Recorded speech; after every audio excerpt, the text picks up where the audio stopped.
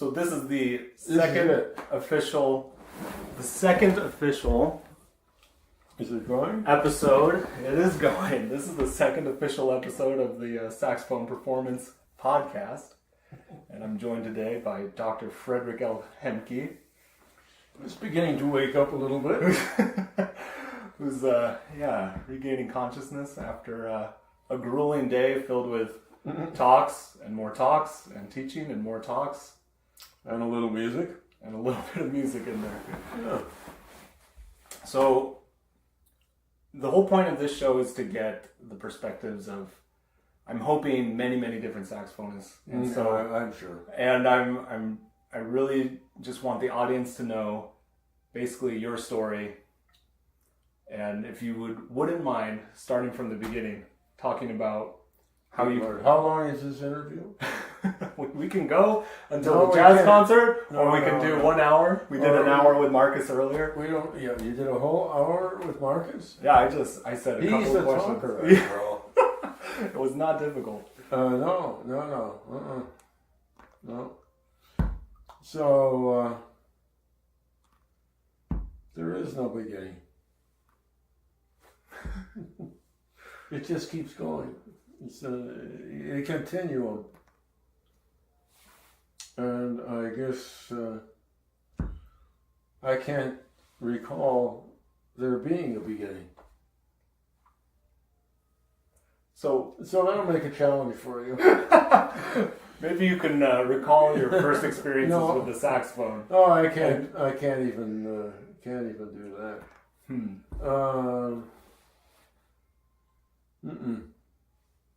I do know that my dad, who was a super athlete,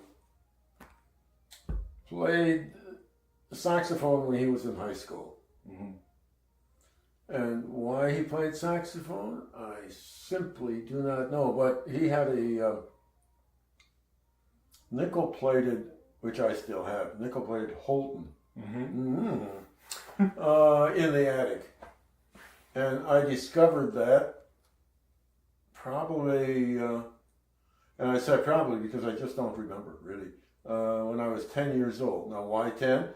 Because I remember starting in a band program in the 4th grade. And 4th graders, I think, were 10 years old. Mm-hmm.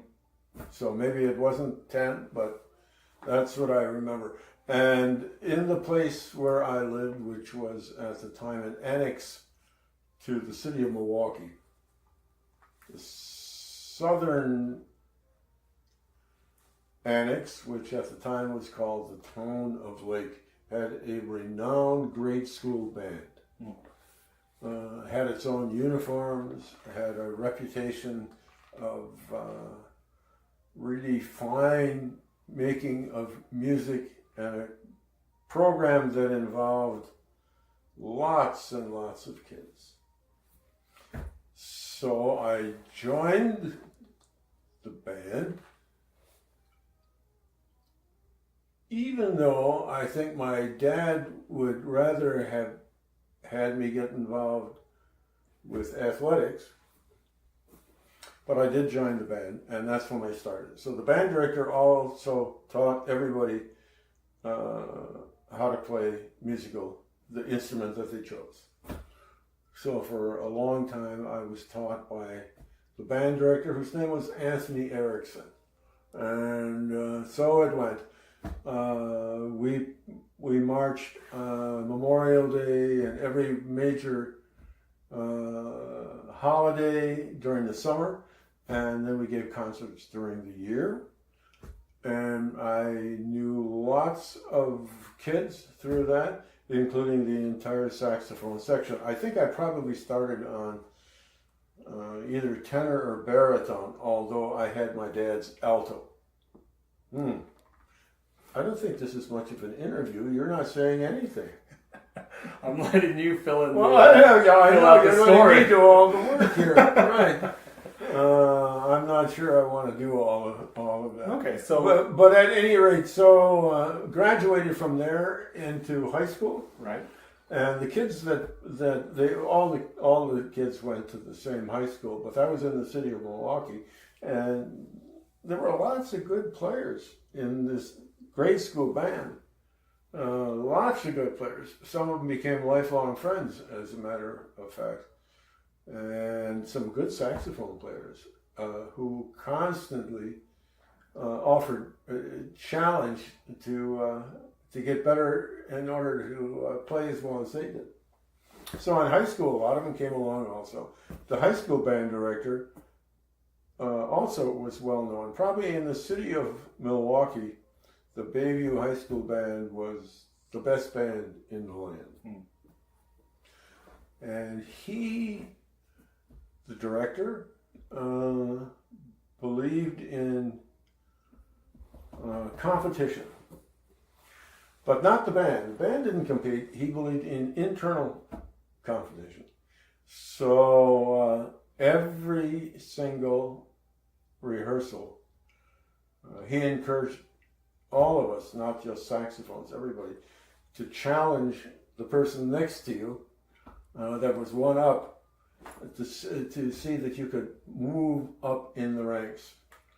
And that became a question of forcing you to practice, forcing you to learn, because as soon as you got to the top, were the first alto or first trumpet or whatever, the next day the guy was going to, or gal was going to challenge you.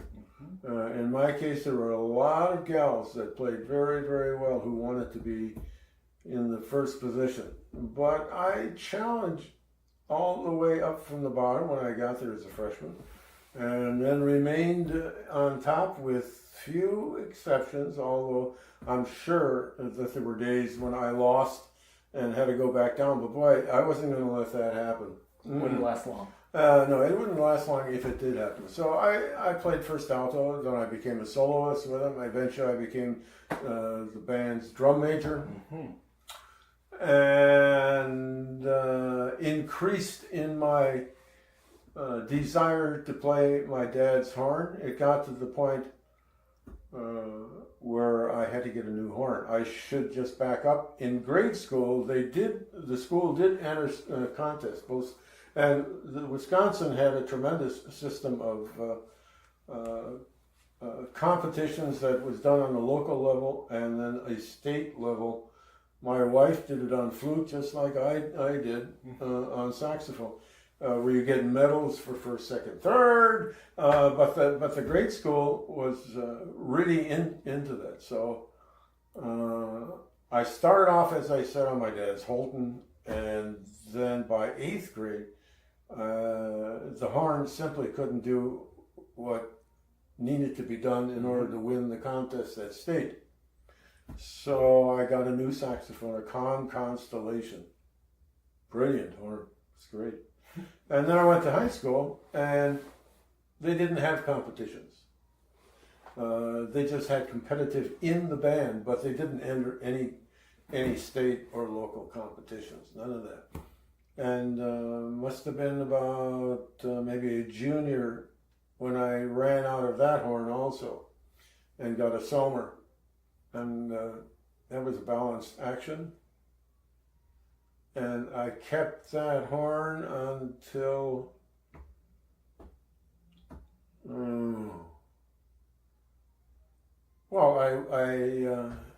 I went to Paris with that horn. So I kept it for a long time. Right. So during this time, were there any private teachers, or were you instructed by the band director? Band director in grade school. In high school, didn't have an instructor for a while, but there was another band director who, Tony Erickson, who was in grade school, played all the instruments. He taught everybody in the band. But so I was looking for a saxophone teacher, and there was a band director way on the other side of town, North Division High School. And I found out that he directed the high school band at North Division High School, and lived way up there. So he was willing to take me as a student, and then I would take the streetcar from way on the south side, because Town of Lake, as I mentioned, was a south suburb, and then I would take the streetcar all the way to the north. That was hour and a half, 2 hour streetcar ride to get up there. I had a lesson at his home. Eddie Schmidt was his name, Edwin Schmidt, and he also directed the Miller High Life company band. Had a professional band made up of really fine Milwaukee professional musicians. And after a couple of years of teaching, of his teaching me, he asked me to join the band. He was the director of the band also. And so for a long time I had the Miller High Life band uniform, and we would go run around through the state playing concerts. And oftentimes I went along as not only a member of the band, but as soloist also. Good experiences. So by the time I was ready to go to college, I already had a lot of competition behind me. Either personal or the ensemble or whatever. And then my folks never went to college. My aunt did, but I simply didn't know anything about it. My dad never went to college because my grandfather didn't believe that he should go to college. He believed that his daughter should go to college, but not his son, which is kind of interesting. Right. So when I decided to go to college, there was no incentive to go anyplace except the local university, which was Milwaukee State Teachers College, or when I went there, it was Wisconsin State College, soon to become, after I think my sophomore year, it became the University of Wisconsin at Milwaukee. They didn't have anybody to teach saxophone there either. There was nobody teaching saxophone, really. But they had the clarinet guy who took the saxophone students. But he understood that he was not a saxophone player. So I became the drum major of a rinky-dink band at UWM, University of Wisconsin-Milwaukee, and the guy who directed it was the clarinet teacher. In other words, he was my saxophone teacher, I guess. And he and I would concoct great programs for this marching band. I mean, it was extraordinary what we really did. So in my junior year, I still had been taking lessons once in a while from Eddie Schmidt, and he had a record collection that included Marcel Mühl.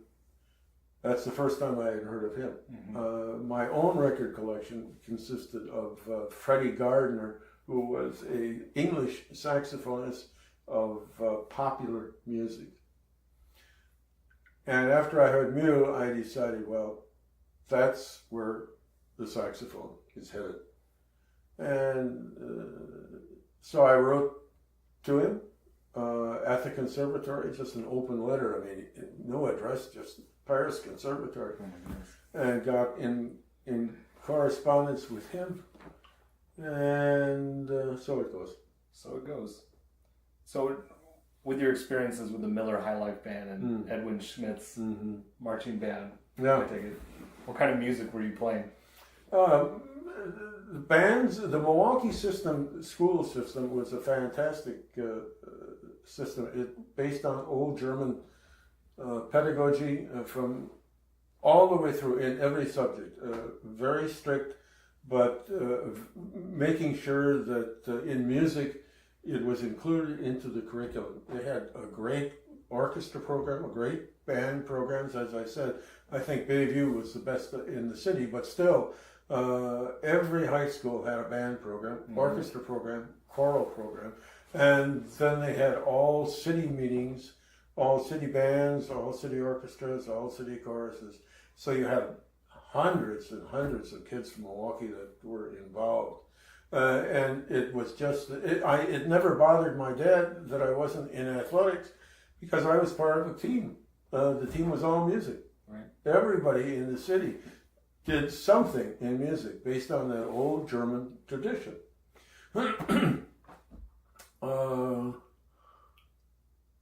So they also had Saturday lessons for anybody, free, just to teach them how to play and be better in their own high school. So they came from all over the city on Saturdays.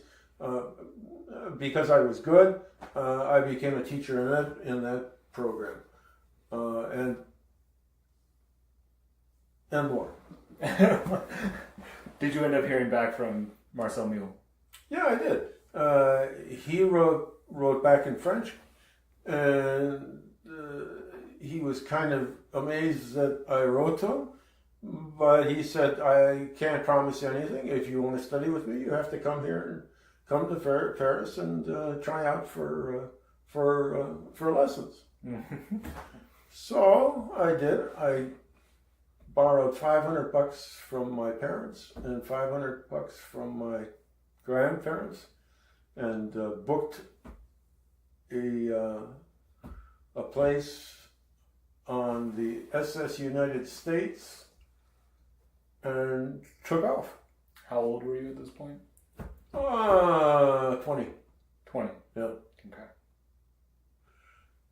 And I had never been away from home, but that didn't make any difference. So I got over there, and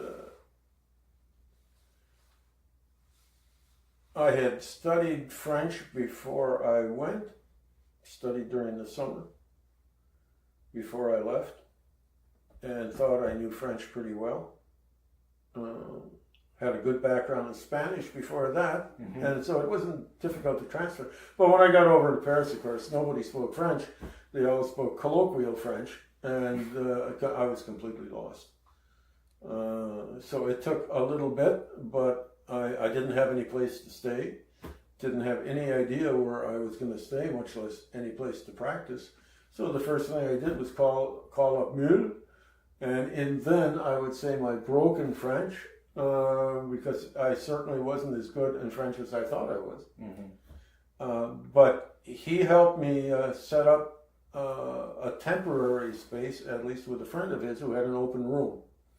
And so I stayed at his friend's house for about 2 weeks while I went out and hunted for a place to live. I found an apartment that was with a woman who was an artist, and she was renting one of her rooms. So I stayed there. It was close to the conservatory, within walking distance. I didn't have any place to practice, but I did go over to the conservatory. There was no place to practice there either, but I found an empty room, and so you tootle it a little bit.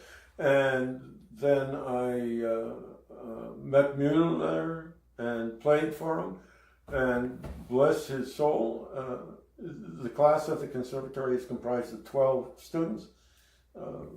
And he accepted me as a member of his class, which was really nifty.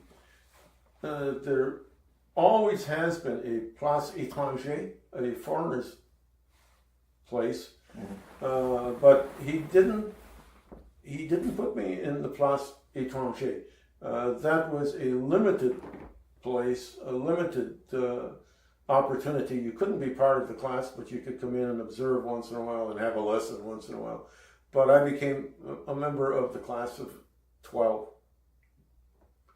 and started to go to lessons at the conservatory. And we would meet 3 times a week for 4 hours each. And then every student, because there were 12 students, every student got an hour lesson with Mule. And it was never the same room, usually the same, but not always, because Mule did not have a studio. He just came in the morning of the class, and he was assigned a big room, a large room, for the 4 hours that he was there. Right. And you're implementing the same system here at camp. It was everybody in the group lesson, right, 3 times a week. Yeah. So everybody heard everybody and heard what the teacher had to say. Yeah, exactly. Exactly. Right. And you know, it's impossible in our educational system to have, especially at collegiate level, to have a block of time, 4 hours, for 12 students 3 times a week.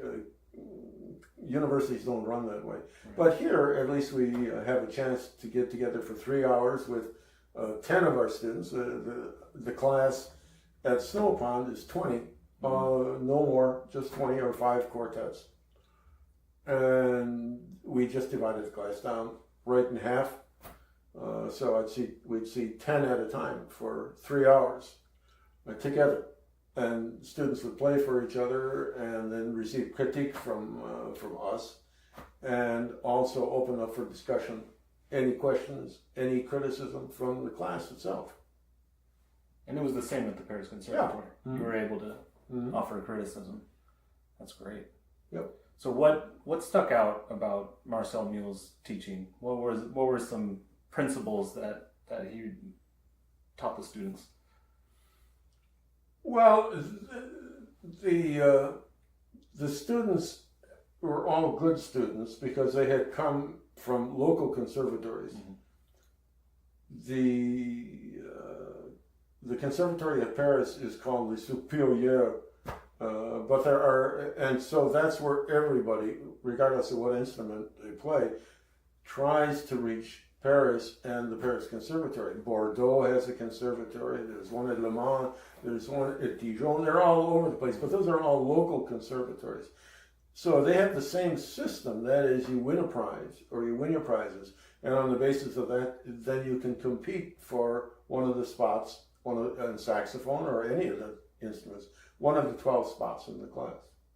So the kids that were my classmates that were there were pretty doggone good players as well, and that made it interesting too, because it was a competitive situation, but everybody knew that they were good players, and so they helped each other.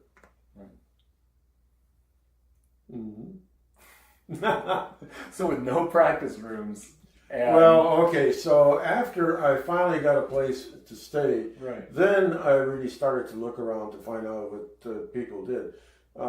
It's frowned upon to play in an apartment building filled with people. They don't want to hear saxophone or anything. So generally speaking, you cannot practice in a room. I went over to the American Church in Paris. There are 2 of those.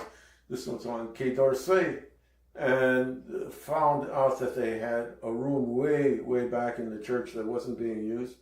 And they let me stay back there because I wouldn't bother anybody, and I could practice. It was stifling hot most of the time, but it was a practice spot. So that became my practice spot. I just spent a lot of time shedding back in that little room of the American Church in Paris. How long were you in Paris?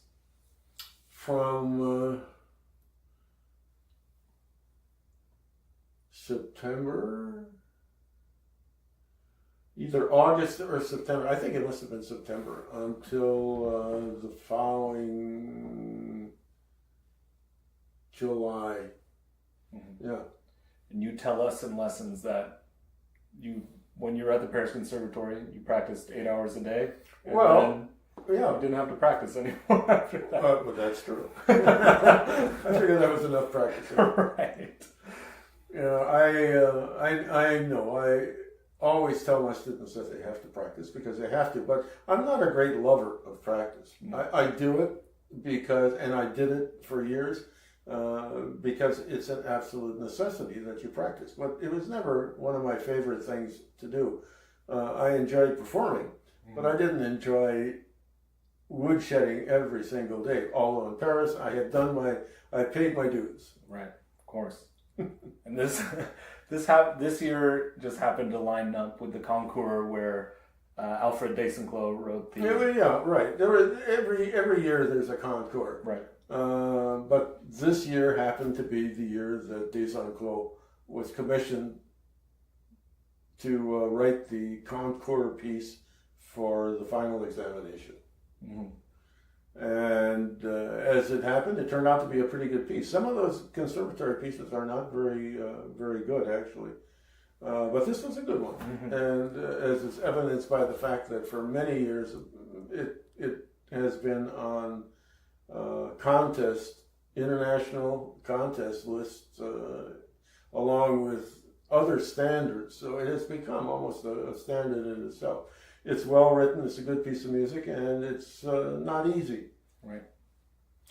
Yeah. I had a chance to meet Des Enclos because he was a member of the jury that adjudicated the final exam, and talked with him and gained his insights into the piece of music as well. So he liked the way I played it. I think I had mentioned to you that there were 2 first prizes that year, Mm-hmm. myself and another one of the other students, and then everybody else either got a second prize or a third prize or an honorable mention. Those that didn't get a first prize normally were encouraged to come back another year and try again. Sometimes they got a first prize, sometimes they did not. Some of them never got a first prize. So after an entire year of grinding 8 hours a day in the American church, you got your first prize in the concours, and then you just come back to America? Well, yes, that's exactly what I did. I had by that time had met the Selmers, Maurice, and the old ones. Patrick at the time was just a young kid, for crying out loud. But I met him also. But I met his dad and his uncle and all the Selmer people, and they referred me to the Selmer people in the United States. So yes, I think I visited my relatives in Sweden. I still had some money left out of my $1,000. I should mention that the pastor at the American church in Paris, he didn't do anything illegal, I don't think, but he periodically would take his American dollars. He was an American citizen, and would go to Switzerland and exchange his money on the black market in Switzerland. So my $1,000, once he encouraged me to do that, my $1,000 increased in great value to the point where I was able to buy a soprano saxophone while I was over there as well. Mule's wife had a little business on the side of selling instruments and reeds and that kind of thing. So I bought the instrument from her. It was a Mark VI soprano at this point? I think it was a balanced action. Balanced action, interesting. I think so, if I can remember. I still have it, but I don't play it any longer. The one that I played was a Mark VI, and then eventually I got a Series 2 also. Yes, you only alluded to the black market thing on your 80th birthday, so I'm glad we're able to address that. Well, have that on record. Sorry. No, but everybody did. Oh, of course. Everybody did that in those days. The American church in Paris also was a billeting service for GIs who they had a huge gymnasium which they just lined up with cots. And the GIs who were on leave or had free time would come to Paris, and they had no place to stay, so they were billeted then at the American church in Paris. One of my side jobs in the evening, after I got to know the people in the church, of course, was to take the GIs on tours, night tours of Paris. By that time, I knew the city pretty well, so we would go up to Pigalle and the nightclubs up there, and I would show them around and where to go, etc., etc., and got paid a small amount of money for doing that, but that was fine. Right. My apartment, my room, at that time I had moved to another place just because it was a little bit cheaper and it was nice, but it didn't have a shower. So I would take all my showers at the American Church in Paris, where they have the billeting service. They also provide a shower service for the GIs. So we finished the year in France, Yeah. and then you come back to the United States. When did college education enter the picture? Or Well, I had been by that time I had been in my would have been my junior year in college. Okay. So I went back and finished my undergraduate degree in music education, and then taught for 2 years in public school music as a junior high school band director, and then decided I needed to move on. Went to the Eastman School, tried for that. I should say that I had heard of other schools when I was looking before I went to UWM, but couldn't possibly afford to go to any of those schools. And I think my tuition at UWM was about $90 a year, and that included books. So my parents, who had never gone to college, as I mentioned, thought that was too much money, even that. But I managed to at least go to UWM and finish my teaching degree there before I went out and taught in junior high school. So I had heard of the Eastman School and was contacted by Freddie Fennell, and he wanted to know if I'd like to come and play in the Eastman Wind Ensemble. So I thought, well, I didn't know anything about colleges at all, or I didn't know anything about the Eastman School, except I had heard recordings of the wind ensemble. So what the heck? Right. So my wife, by that time I was married, my wife and I went out to Eastman and spent 2 years out there because I completed my master's degree in music education and then started a doctorate. But in the second year of Eastman, with the encouragement of Selmer, I made my New York debut in Town Hall.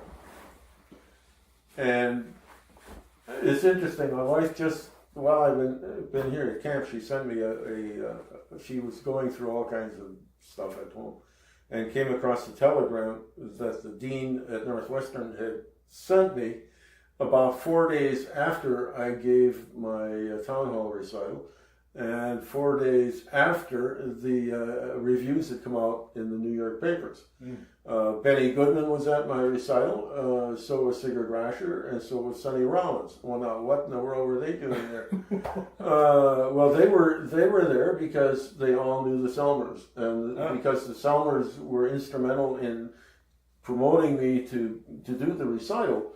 They contacted their friends, and so Goodman and Sigurd and Sonny were all Selmer people, and the lots of other people also. Right. I mean, those are the three notables that I remember, and I got good reviews. So 4 days after, a very simple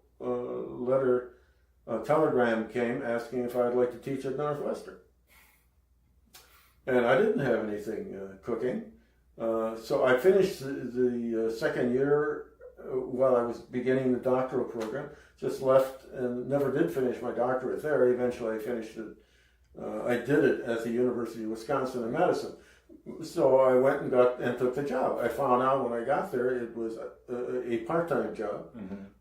My predecessor had been Cecil Leeson, and he retired, and they were looking for a saxophone teacher. So on the advice basically of John P. Pater. And why John? During the time I was at Eastman, and with the help of Selmer again, I was constantly on the road on weekends. I'd take classes during the weekend and leave Friday afternoon and give a clinic and give a solo performance someplace in the United States. It was all over the place.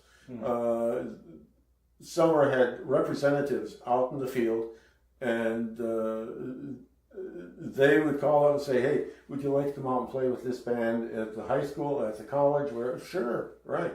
I did those gigs for $75 plus expenses, and did that all through the time I was at Eastman, and got a lot of experience working that way, and just dropped all of that stuff and took the job at Northwestern, continued going out on weekends because it was a part-time position and I could use the couple $100 that I would make.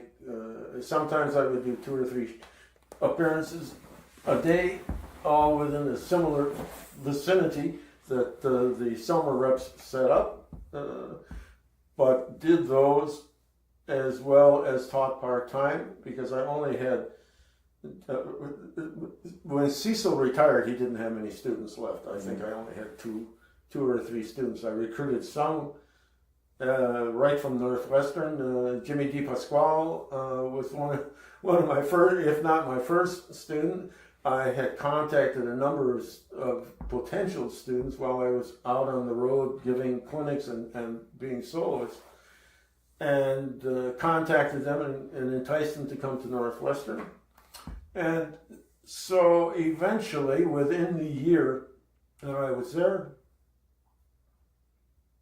that was 1962, I think.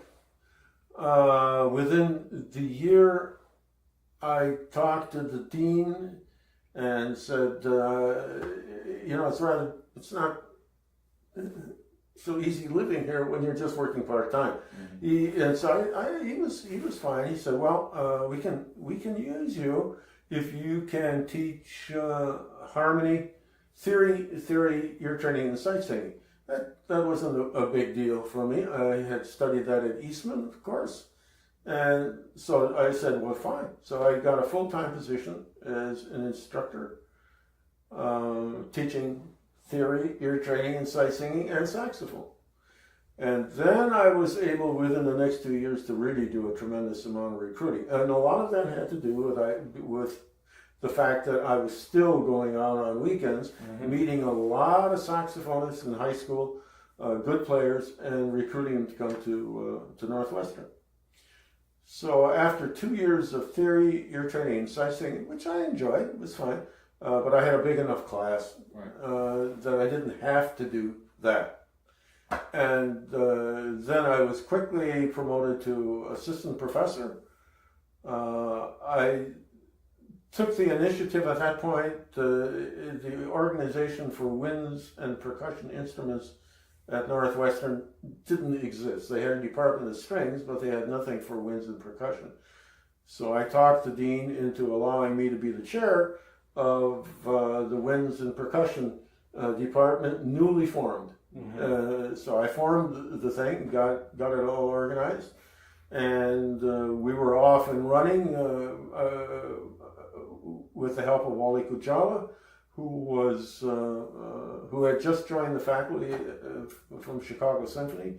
We made a curriculum, including technique and repertoire, put all of that in place, and we had a standardized way of treating all the instruments in the department. I then started a prep department, which again, they had in piano and strings, but not in winds.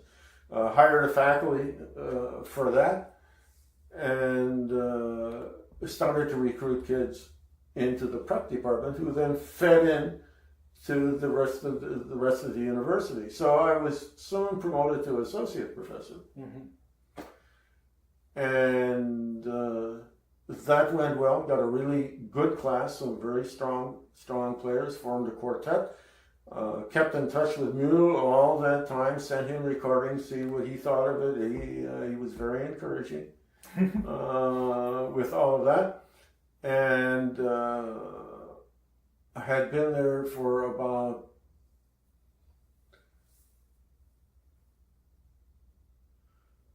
I'm trying to think of when I did, but I found out that the State Department, the U.S. State Department, had a cultural exchange program, and well, yes, I do remember a little bit about that. Found out that you could apply with an ensemble to be part of the cultural exchange program. And I had been going to a summer camp out in Gunnison, Colorado. Interesting camp. It was a band camp, but the director envisioned a band that was like an orchestra. So hired musicians like Bill Bell and Arnold Jacobs on tuba, great trombonists and brass players from Cleveland and Philadelphia and the Chicago Symphony who would come out and play in a band with special arrangements that sounded like a real orchestra. And got to know those guys. One of the directors was Bill Ravelli. And I got to know Bill, not as a student, but as a colleague. And Bill was involved with as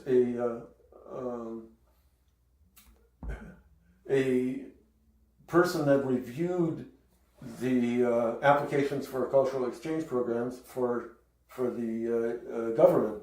Mm-hmm. And I had already applied, and he found out about it, and so he put in the good work. You were a shoo-in. I was a shoo-in, absolutely. So I took my quartet on a 3-month tour of the Far East. That's where they sent us, to the Far East, and we were there for 3 months. I went a little bit earlier than the rest of. Actually, I took five members. One is an alternate and a pianist, mm-hmm. Along, and I went a little bit earlier to be the soloist with the New Zealand the NZBC, the New Zealand Philharmonic Orchestra. Played. Oh my goodness, what did I? Well, I played the Glazunov, I remember that, and mm-hmm. And something else. Gave a couple of concerts before everybody else arrived. And during that tour, I had an opportunity to be soloist with the Korean Philharmonic, mm-hmm. the Japan Philharmonic. Was that with Seiji? Was that one? No, it was not with Seiji. It was this was a radio orchestra in Tokyo. Got to know Seiji, but that was later. Okay. Yeah. All right, so that's my brief history. Have you ever seen that program? No. Well.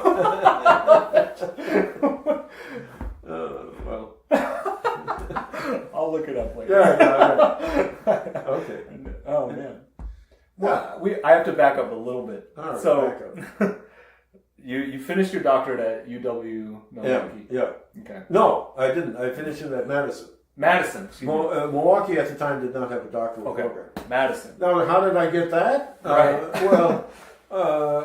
While I was teaching at Northwestern, being an old Wisconsin boy myself, I was born and raised in Milwaukee.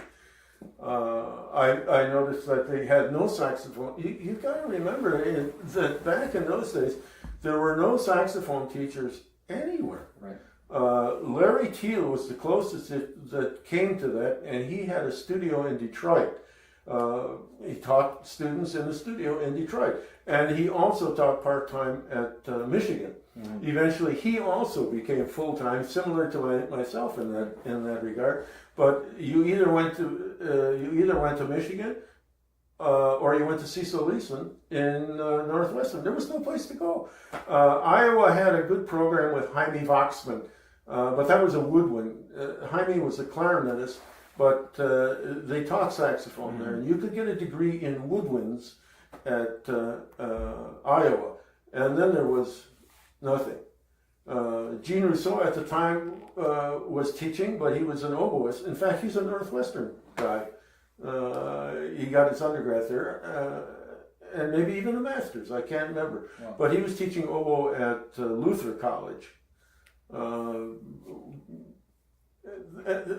There was no saxophone teacher. So I found out that there was no mystery that Wisconsin did not have a saxophone teacher. So I decided to go up there and talk to their it wasn't the dean, it was the chair of the music department, and say, listen, you got to have a saxophone teacher here, and I'll be it. So every Monday, for a number of years, I would leave Northwestern and drive up to Madison, teach all day, and then come back to Evanston, where at the time we were living in Evanston, and got some awfully good students up there. Also recruited several of them, as a matter of fact, to Northwestern. And I still hear from those kids also. Dave Hastings married one of my students originally, married one of my students from Madison. But that was fun. I really enjoyed building that program while I was building the program at Northwestern. After I took the quintet actually, to the Far East. So when I got back, they promoted me to full professor. Wow. And I still did not have, I don't think, my doctorate at that point, but that's when I decided that I really needed and wanted that degree. So at that point, I had been teaching at Wisconsin. I knew the faculty there, and I knew the chair, and the chair approached me because I was going to take a year off and go back to Eastman and finish my doctorate at Eastman, where I had started. And he said, well, why don't you come here? Oh, I said, that's great, but you don't have a saxophone teacher other than me. He said, oh, well, don't worry about that. You can teach yourself.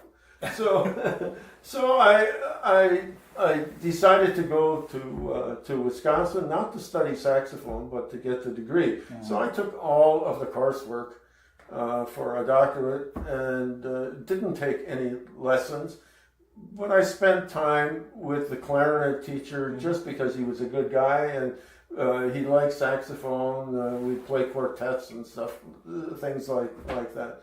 And I think eventually I got a sabbatical leave, the one sabbatical leave I had at Northwestern, and took the family and went up to a suburb outside of Madison and lived there for a year while I did all of the coursework, and then started my dissertation, which took a couple of years because of research. Of course.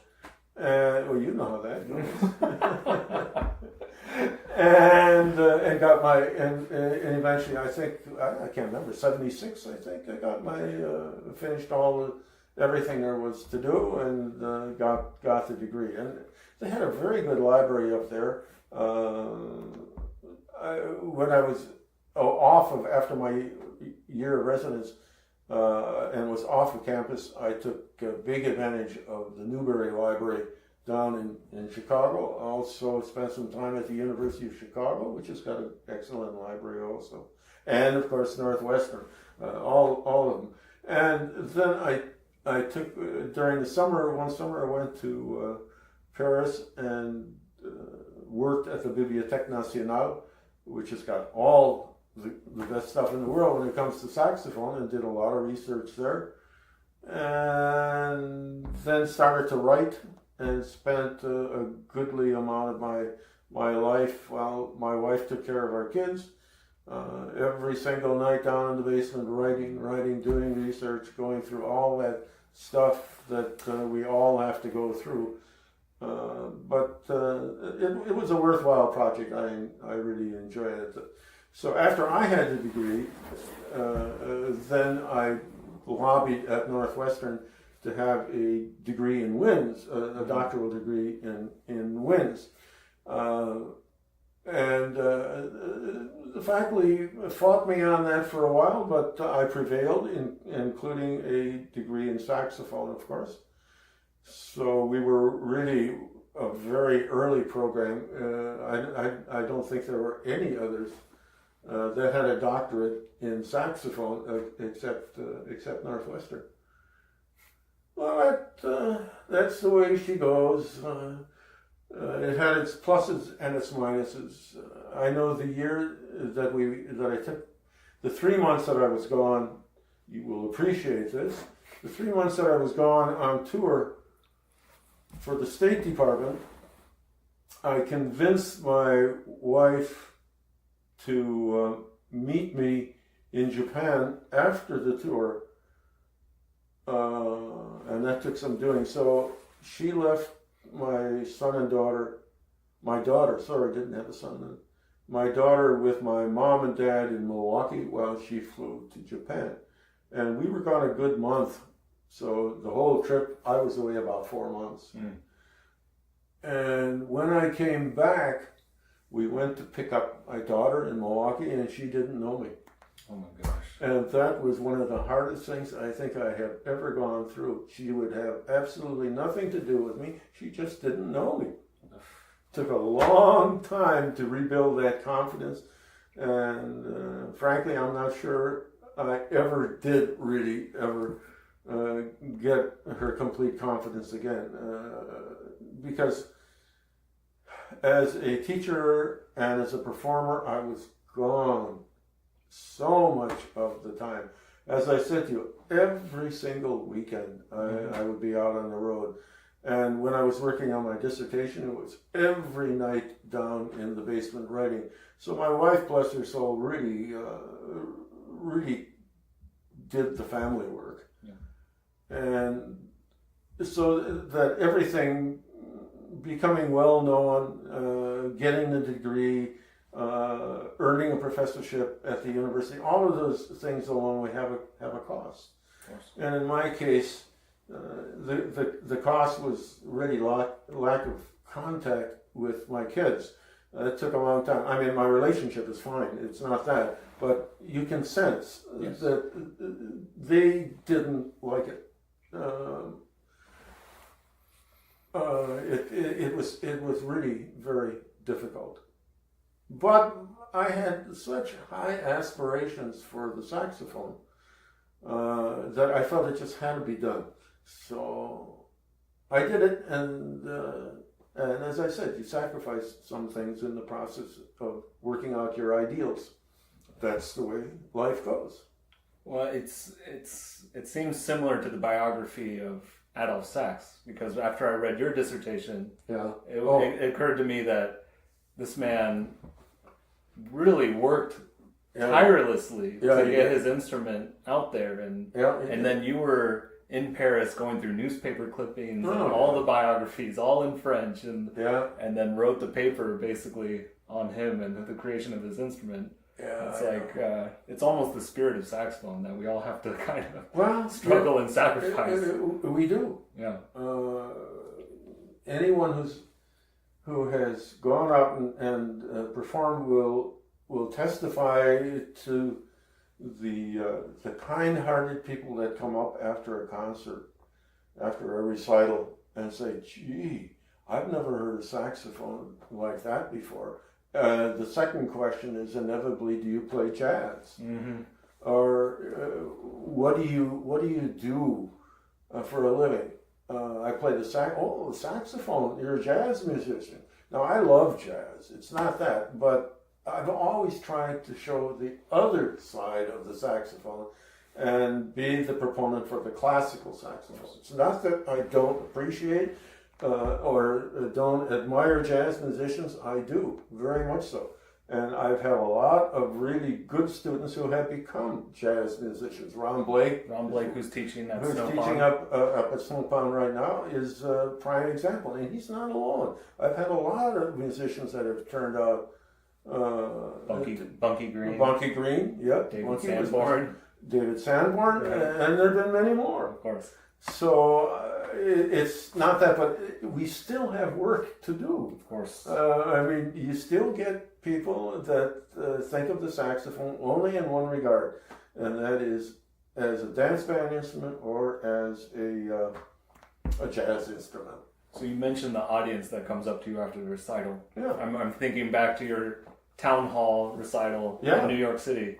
What did Benny Goodman and Sonny Rollins have to say? afterward? Well, diplomatically, I guess they all thought it was great. But you know, Benny Goodman is he's a classic in the terms of played the Copland clarinet concerto, and he's played the Mozart clarinet concerto, and still does his kind of jazz. Sonny has become over the years became a good buddy, a good friend, who really also was a great admirer of Marcel Mule. Paul Desmond, for example, had all of Mule's recordings and thought that Mule was really a great player. So a good jazz musician isn't just strictly a jazzer. These are intelligent musicians who appreciate music just like we who appreciate jazz. It's the same thing. It's just that with saxophone, you can have a trumpet player, and nobody says, after you say, well, I'm a trumpet major, nobody says, oh, you're a jazz musician. Right. They want to know, well, where do you play or what do you do? Same with clarinet. Oboist, it doesn't have the same analogy, of course, but nobody would ask, or a flutist, if they love jazz. We still have a way to go, I think, on saxophone, and that's what I always try to impress upon kids also. One of the real concerns I have with young saxophonists is they think it's all just gravy at this stage of the game. They don't have to put in their licks. Right. It's going to drop into place for them. And of course, they're going to play saxophone and classical saxophone and be a great soloist. It's not that easy at all. And as I said, I've put in my time, and it had its costs. Yes, but it also had its great benefits. Oh, it had its great benefits, to be sure. Yeah, absolutely. I've never regretted it at all, and it's kept me young. Yeah, absolutely. Young is in heart. That's all. Nothing more than. You'll be 83 next month. No, 82. 82. Okay. Don't get me to 83 yet. Apologies. I don't mean to rush you. No. So, in your mind, what can the future generation do to close that gap between the audience or educating the greater public about the classical saxophone? Well, one thing they can do is, we all can do, I think, is just become better educated in a liberal arts sense. For God's sake, you can't just play the saxophone. I mean, I'm a great reader. Yes.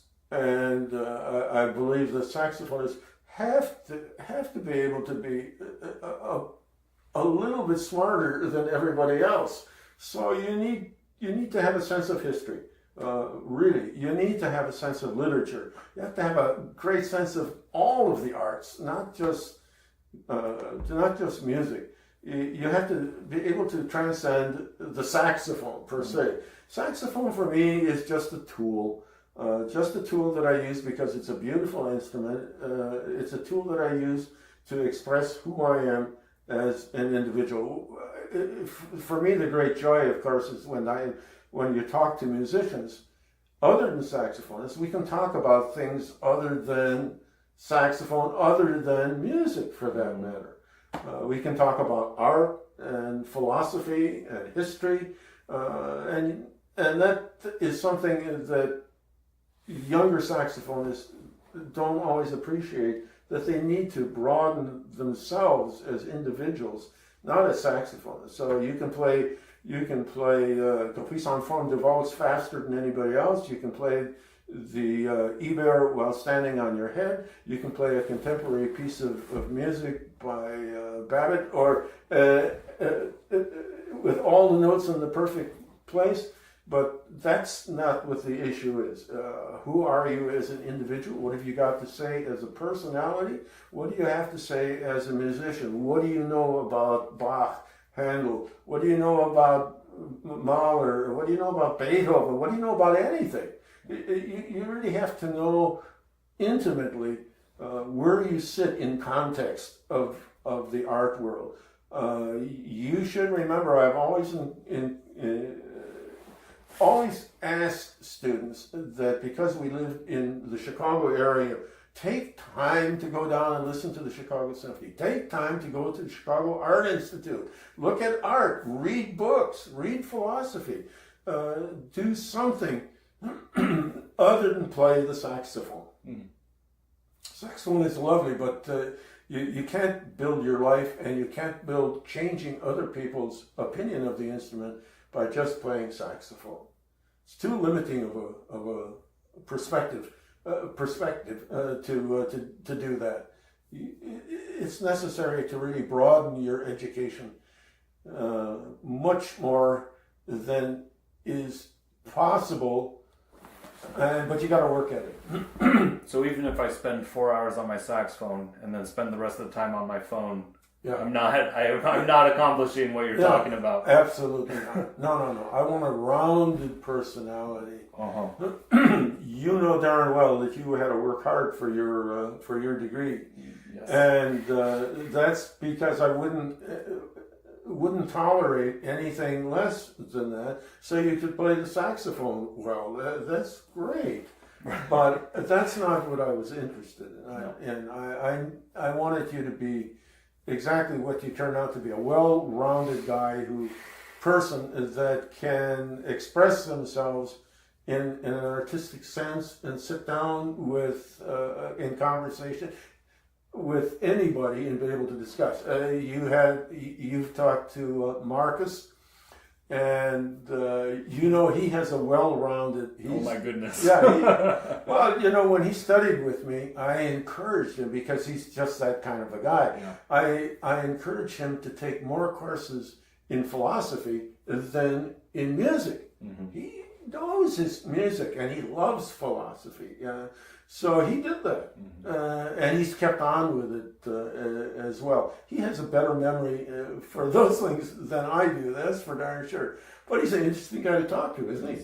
Absolutely. Yeah, right. That's what we really need to do. That's what students need to do. If they're just saxophone players, they're nothing.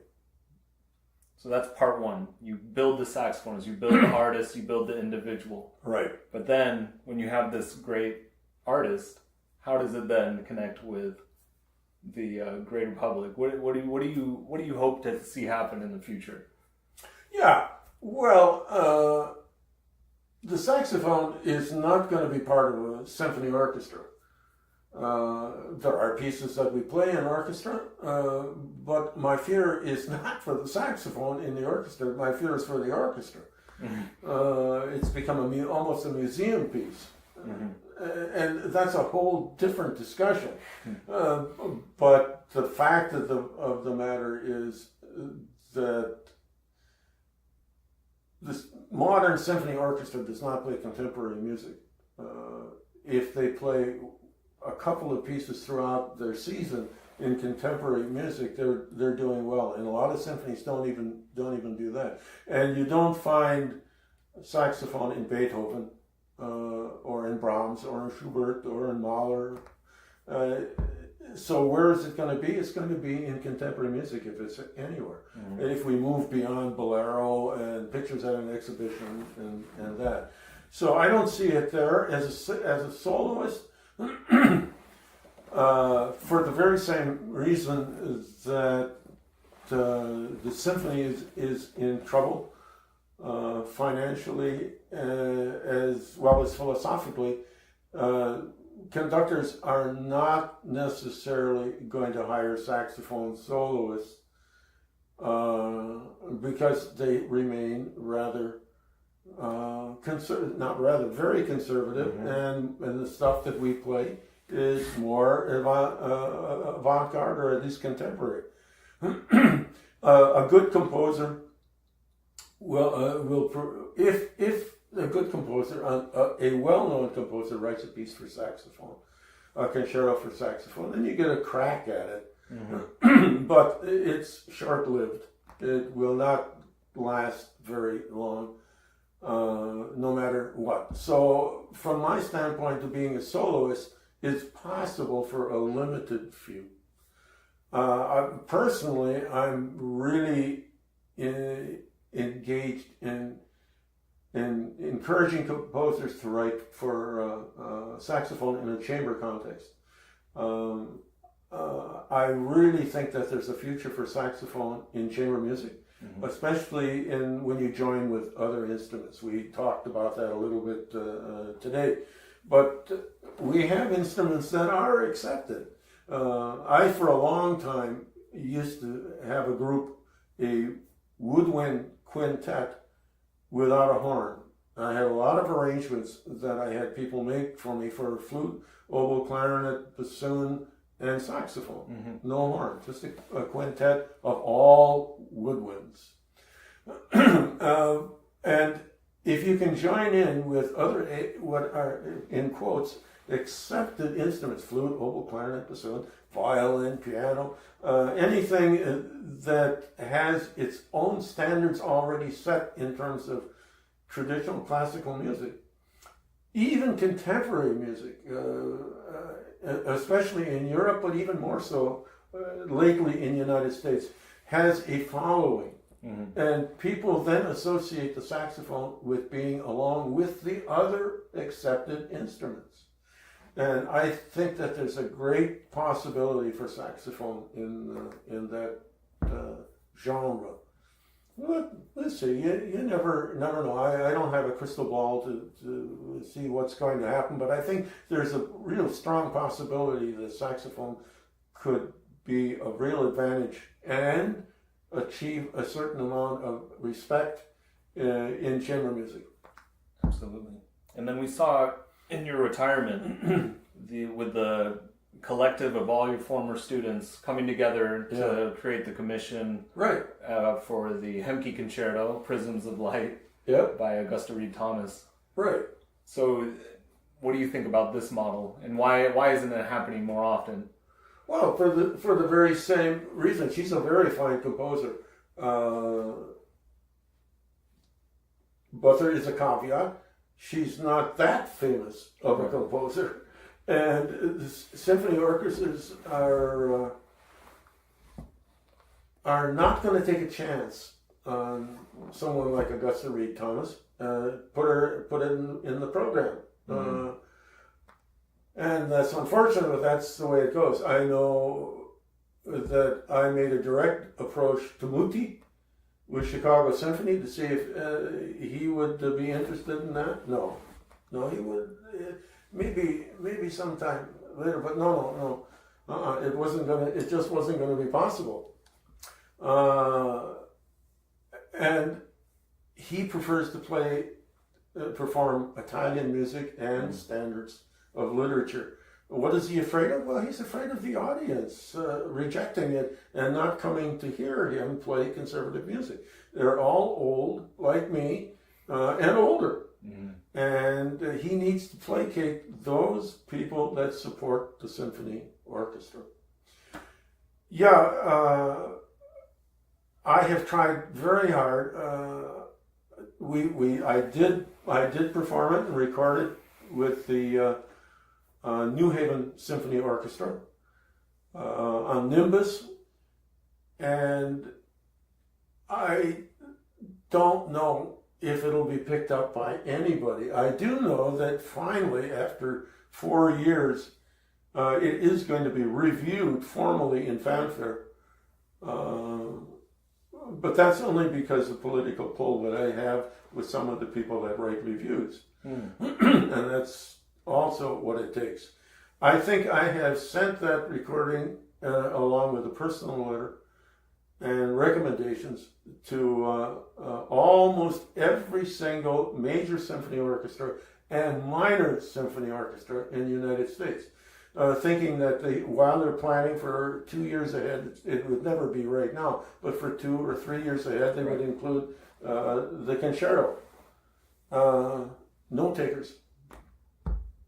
So who knows? Who knows? I don't know. We really have tried. It's a darn good recording with the New Haven Orchestra. They did a really fine job of it. And I enjoyed that. But there are a lot of composers, including Marilyn Shrewd, who do not get her works performed by orchestras.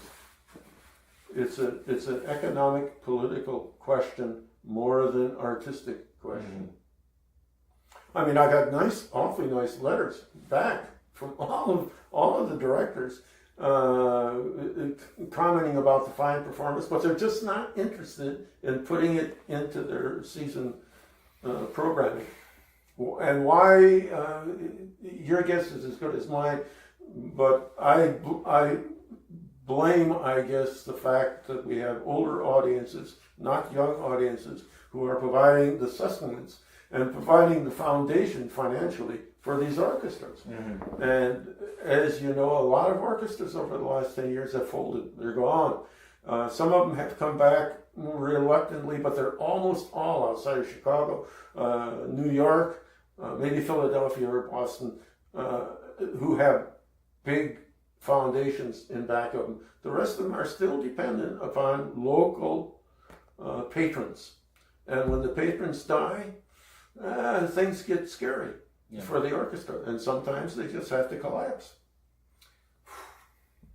I know that sounds really pessimistic, so I hope I'm wrong. Right. I really do. Absolutely. But I'm encouraged because I see, at least with people in my age bracket, there's a lot of these smaller chamber groups like you described. That's true. That are coming up, and that is encouraging. Saxophonists are doing a lot of interesting things with mixed media and combinations of the arts. Absolutely. Saxophone quartets have been doing very well. Saxophone quartets. Yep.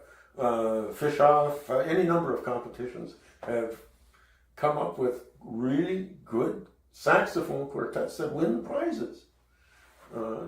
So after you win the prize, then what? As is the problem with any chamber group, but yeah, right. But chamber music is becoming more popular. It's more intimate, and it's much more popular with young people. And economically, or just as a business, a lot less overhead, a lot less overhead. Right. Yeah, that's true. So as we start winding down here, what to all the let's do the young people, the young possibly in college, maybe in high school, considering studying saxophone. What advice do you have for them? The advice is exactly what you would expect. Work your buns off, become really good. You can't exist if you're going to be mediocre.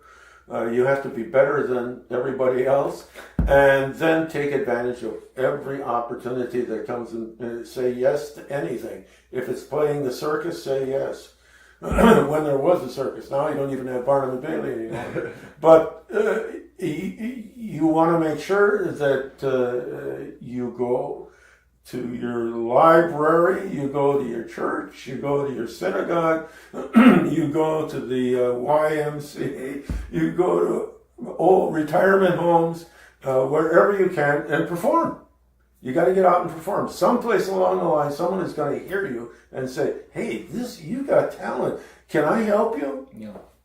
Can I help you move along?" Those things do happen. But they don't happen if you sit back and do nothing and wait for it to come to you, because it won't come. So for young people, they have to be just as eager as I was when I was young.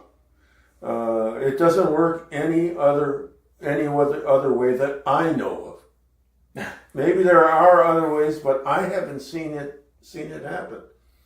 And the only hope you've got now is that I'll die and somebody will take my place and off we go. I mean, when I retired from Northwestern, I thought that I would be able to have one of my own students take my place. As it turned out, it didn't happen that way.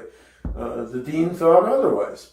So be it. But you got to put yourself in a position that when a position does open at a university, you are prepared with your doctorate, with your background, with your experience, with your ability to perform, to be able to step in and be competitive for those jobs.